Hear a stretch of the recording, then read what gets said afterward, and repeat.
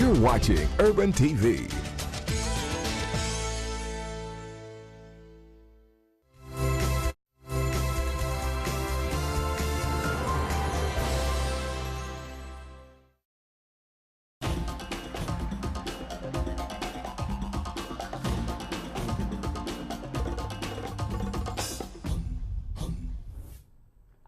Welcome back. We're still watching Urban today, and of course we can never leave you hanging when it comes to you who's looking for a job.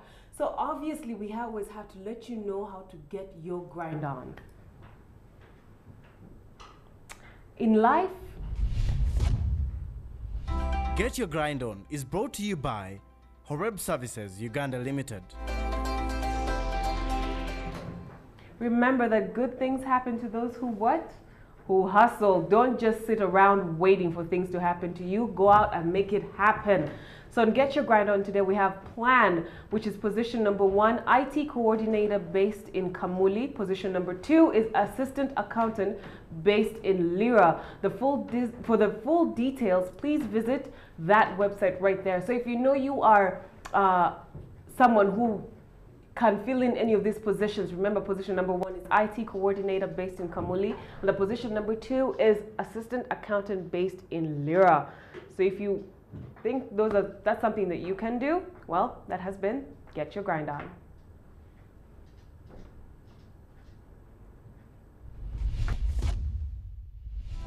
Get Your Grind On was brought to you by Horeb Services Uganda Limited.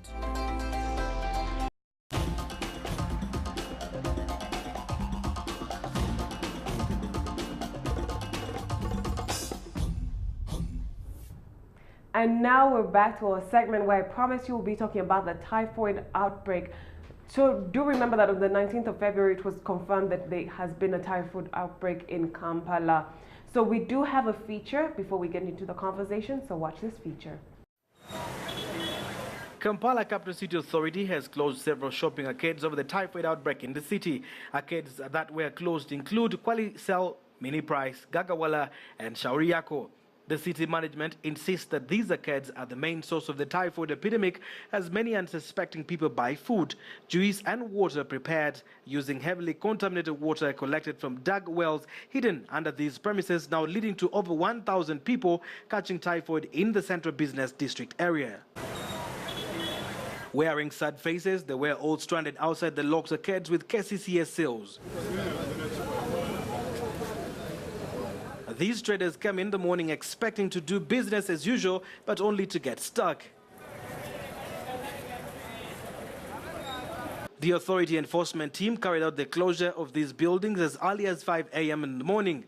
This was done in an effort to tackle the worsening spread of typhoid, which has continued to pose a big threat to Kampala citizens, with over 1,000 people now confirmed as infected. According to the authority management, these arcades have eating joints which use contaminated water to prepare food, on top of selling contaminated juice and water. People should remember that these buildings have very many restaurants inside. They have very many eating joints. They serve hundreds of people. So when we find a hot spot for typhoid, we expect the owners to also take a lead. But if the owners of these facilities are not really helping us in this fight, then we are forced to close these places.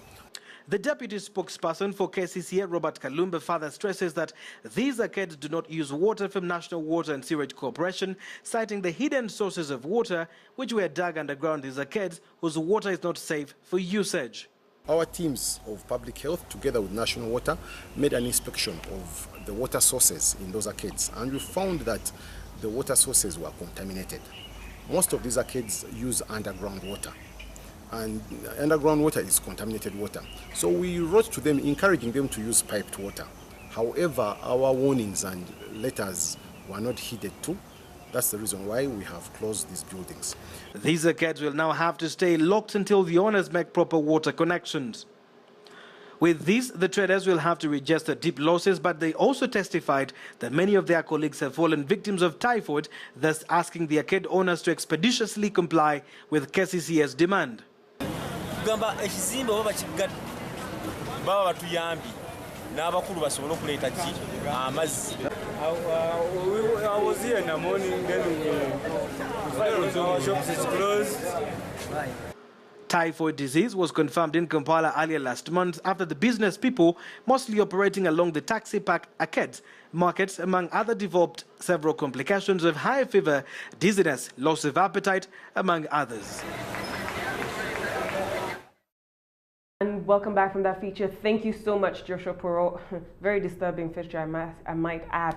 We do have Dr. Charles Kasozi, who is a general practitioner, very familiar face on this set.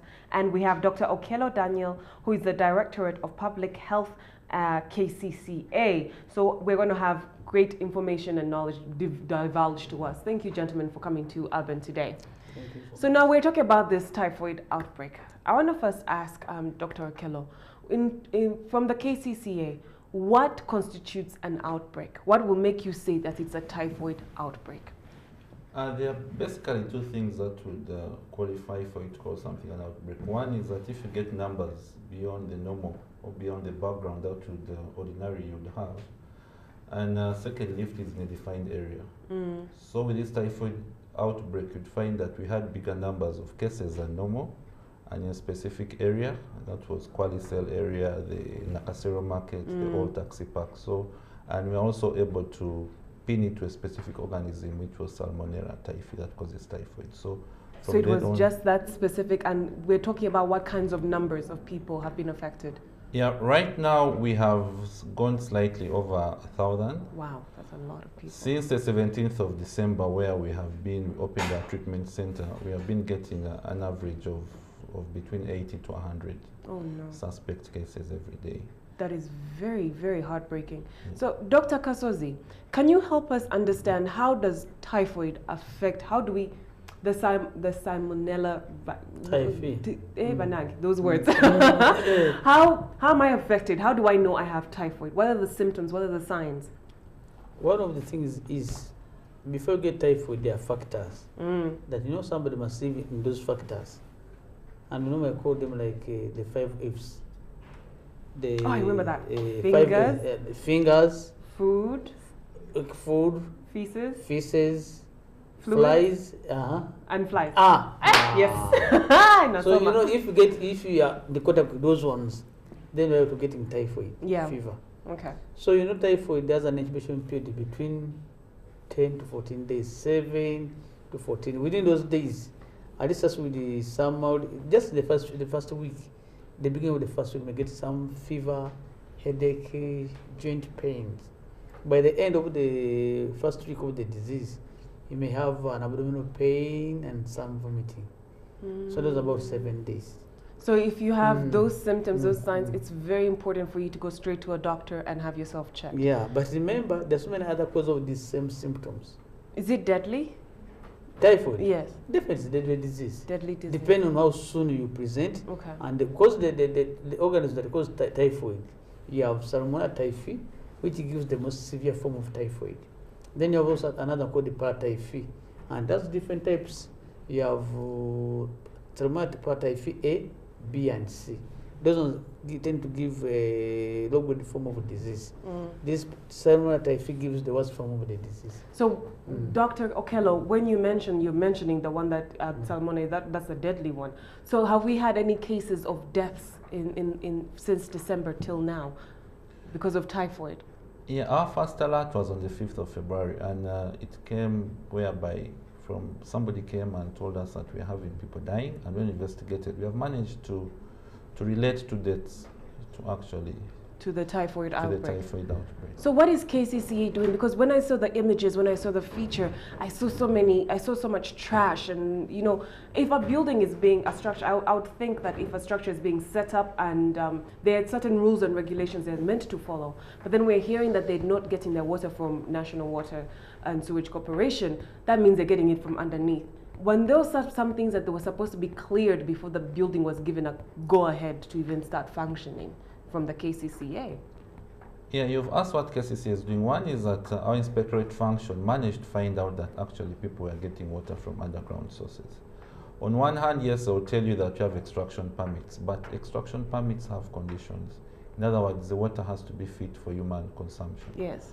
And when we did the analysis, we found out that most of, or more or less all of it was contaminated, and thus it wasn't fit for human consumption. But again, what are we doing? We have been engaging persons, both the leaders in the park, the leaders in the buildings, to actually realize that typhoid is real and typhoid kills. We met leaders of the taxi park. We have met owners of those same buildings. But we have also encouraged people, because as part of the law, any food handler is supposed to be medically examined. And we encourage people to actually do come and have medical examination. But even the owners of the restaurants or any other hotels, you know, it starts with you. It will be you who will know that maybe my workmate is sick or my waitress is sick. Now, when that alert comes, then now it is you to set it onto motion. Go and have a check, go and do that. So all that we are getting it. But I think the message here is that once you take contaminated water, you're at risk. And once you eat foods that are not properly cool or they are not hot, you're actually at risk. There's something I always tell people to use. Boil it, peel it, cook it, or forget it. Okay, that's very interesting. So if you could pick those three, then I think you'll fare a little safe. Now, for someone like myself who likes sushi, which is not that, none of that has even happened to it, I guess I need to be very careful. Now, for you who's watching right now, I'm going to let you know how to join the conversation. I'm sure you have some questions when it comes to this typhoid outbreak right after this break.